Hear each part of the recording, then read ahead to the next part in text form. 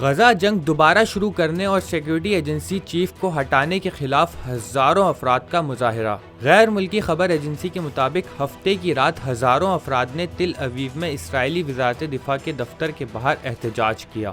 Report کے مطابق مظاہرین نے اسرائیلی سیکیورٹی ایجنسی شن بیت کے سربراہ کو عہدے سے ہٹانے اور مغویوں کی واپسی کے بجائے غزہ جنگ دوبارہ شروع کرنے کے نیتن یاہو حکومت کے فیصلے کے خلاف احتجاج کیا۔ واضح رہے کہ نیتن یاہو نے چند روز قبل شن بیت کے سربراہ رونن بار کو عہدے سے برطرف کر دیا تھا، مگر بعد ازاں اسرائیل کی سپریم کورٹ نے نیتن یاہو حکومت کا فیصلہ معطل کر دیا تھا۔ دوسری جانب غزہ پر اسرائیلی حملے جاری ہیں، جن میں گزشتہ 24 گھنٹوں کے دوران مزید 32 فلسطینی شہید ہو گئے ہیں۔